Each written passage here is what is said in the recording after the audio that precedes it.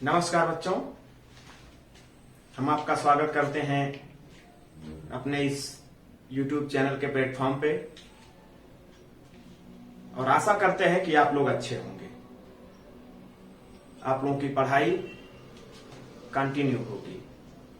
दोस्तों, थंबनेल पे आप लोगों ने देख लिया होगा कि ये जो एसएससी CHSL 2024 की वैकेंसी है, नोटिफिकेशन आउट हो चुका है और फॉर्म भरना भी स्टार्ट हो गया है।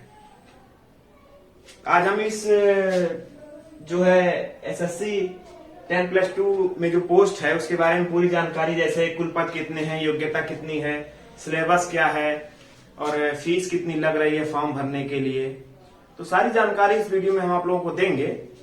इसके लिए आप लोग जो है वीडियो के अंत तक जरूर बने रहें ताकि आप लोगों की पूरी जानकारी जो है वो अच्छे से समझ में आए और आप लोग फॉर्म को जल्द से जल्द फिल कर सकें। ठीक है ना। तो अगर आप लोग इस चैनल पे नए हो तो चैनल को सब्सक्राइब करिए, वीडियो को लाइक करिए, शेयर करिए, कमेंट करिए और वीडियो को अंत तक जरूर देखिए आप लोग। तो चलिए दोस्तों, इसमें अगर हम कुल पद की बात करें, जैसे एसएससी का मतलब बहुतों को नहीं पता होगा कि आखिर हम एसएससी में नौकरी करते हैं, एसएससी का पोस्ट आया है, ऐसे कुछ हम लोग सुनते हैं। तो दोस्तों, एसएससी कोई नौकरी नहीं होती। एसएससी एक संस्था है, एक आयोग है, कर्मचारियों को भर्ती करने का एक आयोग है ये। ठीक है ना। स्टाफ सिलेक्शन कमीशन, इसका पूरा मतलब होता है स्टाफ सिलेक्शन कमीशन, कर्मचारी चयन आयोग। मतलब इसमें कर्मचारियों का जो है वो आयोग है ये। ठीक है ना। तो बस इतना सा ही है। और ये CHSL जो होता है दोस्तों, इसका मतलब ये होता है कंबाइन। जैसे होता है ये COMBINE, कंबाइन। ठीक है ना। Higher secondary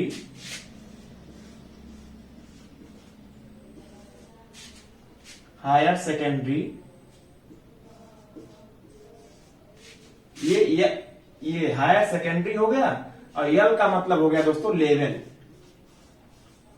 combine higher secondary level, ये CHSL का मतलब होता है। ठीक है। चलिए आगे बढ़ते हैं। एसएससी के बारे में आप लोगों ने समझा कि ये जो है एक आयोग है, एक कमीशन है कर्मचारियों को भर्ती करने का। ठीक है ना। ये जो हमारा पोस्ट आया है दोस्तों, ये LDC का है, पोस्टल असिस्टेंट का है, डाटा एंट्री ऑपरेटर का है। इसमें कुल योग्यता है 3700। दोस्तों, इसमें कुल योग्यता है 3712। कुल पोस्ट जो है वो 3712 है। और योग्यता की अगर बात करें तो इंटरमीडिएट है, मतलब कि 10+2 है। अभी हम बताएंगे कि किस पोस्ट के लिए इसमें कुछ कैटेगरी भी दिया है, कुछ LDC के लिए क्या है और पोस्टल असिस्टेंट के लिए क्या है, डाटा एंट्री ऑपरेटर के लिए क्या है। मतलब टोटल तो 10+2 है। जैसे मान लीजिए कि ये लोअर डिवीजन क्लर्क है,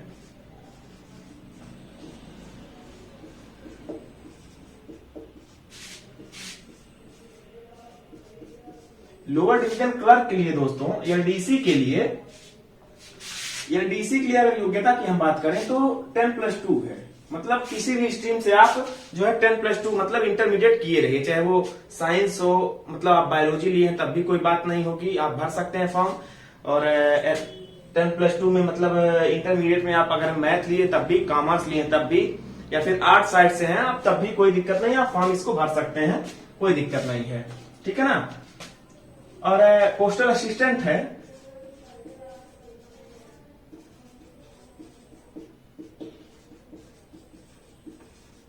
पोस्टल असिस्टेंट के लिए भी वही योग्यता है, 10+2 ही है। और डाटा एंट्री ऑपरेटर,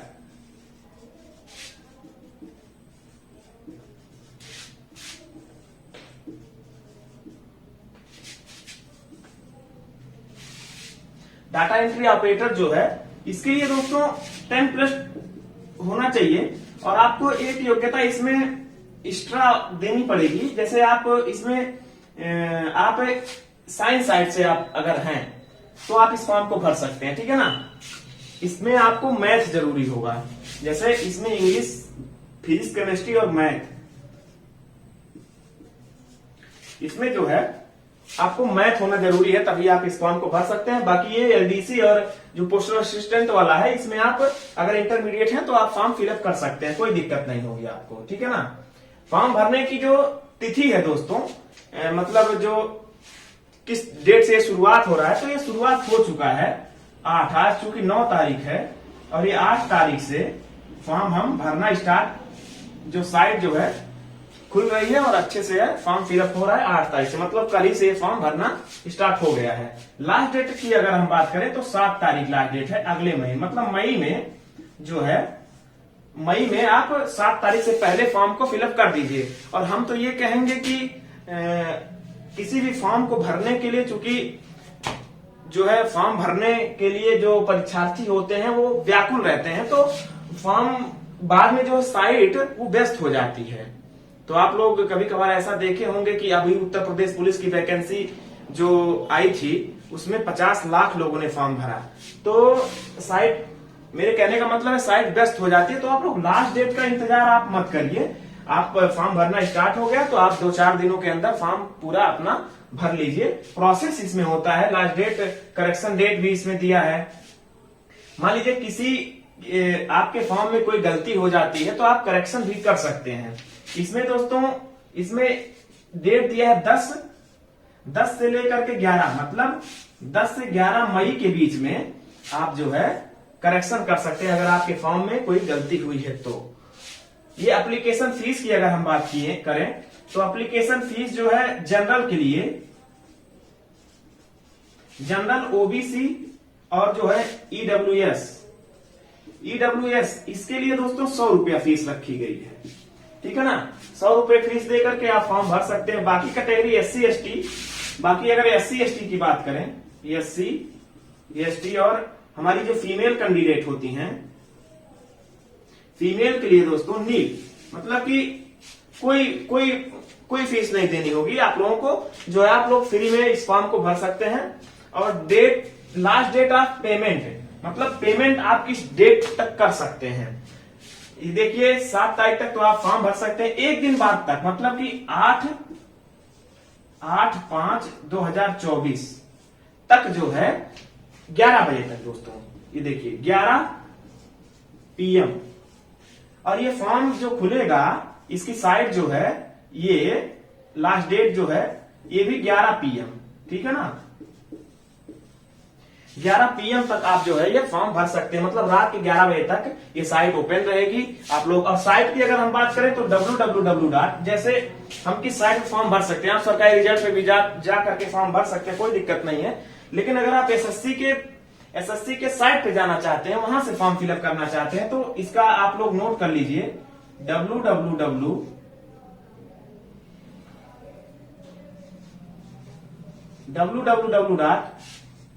ssc.government.in इस साइट पर जाकर के आपको ये साइट ओपन होगी। फर्स्ट पेज पे आप जाएंगे, रिक्रूटमेंट में जाकर के आप लोग ये फॉर्म जो है आप अच्छे तरीके से भर सकते हैं। 11 बजे रात तक आप डेट ऑफ पेमेंट कर सकते हैं। अगर आप पेमेंट करते हैं, जैसे मान लीजिए अगर आप खुद फॉर्म भर रहे हैं तो आप लोग नेट बैंकिंग, जैसे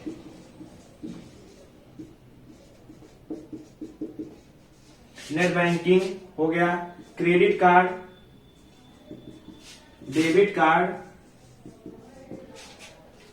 अन्य माध्यम, बहुत सारे वेज हैं जो आप लोग अच्छे से इससे पैसा अपना कटवा सकते हैं। पहले होता था कि हम लोग एक चालान निकलवाते थे बैंक में ले जाके जमा कर, आज भी है वो चीजें, लेकिन आज एडवांस कैशलेस होता चला जा रहा है, तो हम अपने से ही अच्छे से, कोई दिक्कत नहीं होगी, हम अपने क्रेडिट कार्ड से भी कटवा सकते हैं, डेबिट कार्ड से भी, और नेट बैंकिंग अगर हमारे पास है तो नेट बैंकिंग की सुविधा है तो हम उससे भी करवा सकते हैं, कोई दिक्कत नहीं। अगर एज की बात करें दोस्तों कि एज हमारी कितनी होनी चाहिए इस फॉर्म को भरने के लिए, तो 18 साल से लेकर के 27 साल, मतलब मिनिमम जो है 18 साल के हमें होने चाहिए और हम 27 साल से ऊपर हम ना हो। मतलब ये हम बात कर रहे हैं, ये तो एज जो है सबके लिए है कि मतलब SC ST OBC महिला कोई भी कैंडिडेट हो तो उसके लिए 18 साल से नीचे हमें नहीं होना चाहिए।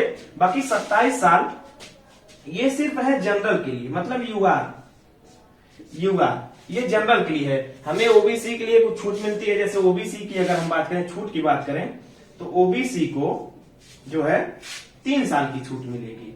और ये छूट दोस्तों, ये छूट जो अधिकतम एज में छूट मिलती है, ना कि न्यूनतम एज में। मतलब मैक्सिमम जो एज है 27 में, यहां से आपको 3 साल की छूट मिलेगी। आप हो जाएंगे, मतलब आप 3 साल अगर हम इसमें जोड़ते हैं तो 30 साल के आप हो जाइएगा, तब भी इस फॉर्म को भर सकते हैं, कोई दिक्कत नहीं होगी। लेकिन आप कभी कभार ऐसा होता है जो है जानकारी ना होने के नाते, हालांकि फॉर्म तो नहीं भर पाएंगे लेकिन जानकारी के नाते बता दें कि कुछ लोग ऐसे होते हैं कि यहां से 3 साल माइनस कर देते हैं, मतलब 15 साल। वो सोचते हैं कि हम 15 साल के हैं और फॉर्म भर सकते हैं। ऐसा नहीं होता।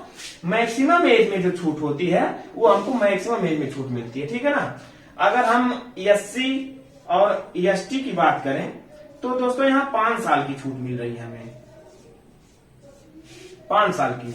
मतलब 27 में अगर 5 जोड़े 32 साल तक हम मतलब ये फॉर्म भर सकते हैं। मतलब एससी और एसटी के कैंडिडेट जितने भी हैं वो 32 साल तक इस फॉर्म को भर सकते हैं, ठीक है ना। आगे वाला ऑप्शन है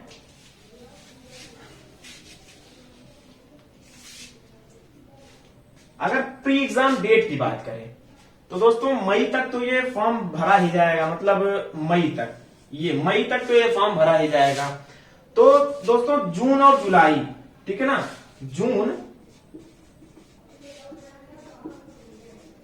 जून और जुलाई में इसका पेपर जो है संभावित है, क्योंकि अभी कोई ऑफिशियल नोटिफिकेशन इस फॉर्म के अंतर्गत ही जो दिया है, वो ऑफिशियल नोटिफिकेशन में यही दिया है कि जून और जुलाई। बाकी अभी डेट आपको नहीं पता है कि जून और जुलाई में किस डेट को ये परीक्षा होगी, ठीक है ना। तो ऐसी कोई बात नहीं है, आप लोग तैयारी करते रहिए। और जून और जुलाई में अभी परीक्षा संभावित है, और जून और जुलाई में डेट आएगा। आप लोग एडमिट कार्ड डाउनलोड करके अपनी परीक्षा की तैयारी करते रहिए, ताकि आप लोग अच्छे से एग्जाम में बैठ करके अपने सिलेबस को कंप्लीट करिए, ताकि एग्जाम में बैठने के बाद आपको कोई समस्या ना हो, आप अच्छे से सिलेक्शन ले सके, ठीक है ना। सिलेक्शन प्रोसेस की अगर बात करें दोस्तों हम, सिलेक्शन प्रोसेस इसमें 3 स्टेज है। जैसे अगर इसमें 3 स्टेज है, इसमें दोस्तों 3 स्टेज है, ठीक है ना। 3 स्टेज में हम क्या क्या है, जैसे एक है प्री, मतलब जो प्री परीक्षा होगी हमारी, और एक मेंस होगी। और इसमें जो है ये टाइपिंग टेस्ट होगा। टाइपिंग इसमें मतलब 3 स्टेज में ये परीक्षा होगी। पहले आप फॉर्म भरिए, उसके बाद में आपकी प्री एग्जाम होगा, और उसके बाद मेंस एग्जाम होगा, फिर आपको टाइपिंग देनी पड़ेगी। उसके बाद ही आप जो है अपने डॉक्यूमेंट वेरिफिकेशन करवाने के बाद ही आप जो है इसमें सिलेक्शन ले सकते हैं, आपकी नियुक्ति हो सकती है, ठीक है ना। अगर हम निगेटिव मार्किंग की बात करें, pre exam syllabus negative marking की बात करें दोस्तों, तो इसमें जैसे ये अगर प्री एग्जाम सिलेबस की बात करें, मतलब प्री एग्जाम में आपका सिलेबस क्या होगा, तो इसमें होगा मैथ होगा, रीजनिंग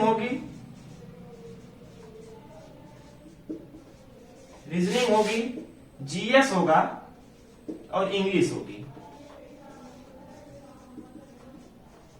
ये मैथ, रीजनिंग, जीएस और इंग्लिश, ये चारों सब्जेक्ट दोस्तों हमारे प्री के एग्जाम में आएंगे। और ये जो है 25-25 क्वेश्चन, इसमें 25 इसमें, 25 इसमें, 25 इसमें और 25 इसमें, ठीक है ना। पूरे 100 क्वेश्चन होंगे, और ये होंगे एक क्वेश्चन 2 मार्क के, मतलब 25 क्वेश्चन आपके होंगे 50 मार्क के, ठीक है ना। ये होगा। और निगेटिव मार्किंग की अगर हम बात करें तो इसमें दोस्तों 1/2 निगेटिव मार्किंग है, मतलब कि 50% इसमें माइनस मार्किंग है, ठीक है ना। तो आप लोगों ने पूरी जानकारी हमारे इस वीडियो के माध्यम से लिया, और अगर इसमें कुछ छूट रहा हो तो आप लोग हमें कमेंट के माध्यम से पूछ सकते हैं।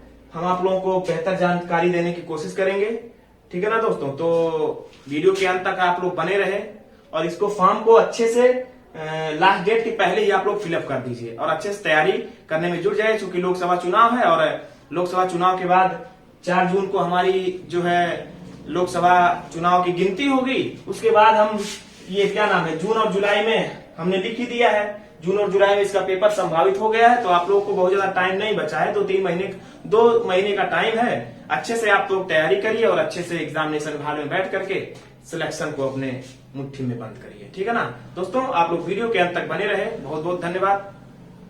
और अगर आप लोगों ने हमारे चैनल को सब्सक्राइब नहीं किया है तो सब्सक्राइब कर लीजिए, वीडियो को लाइक करिए, शेयर करिए और कमेंट करिए।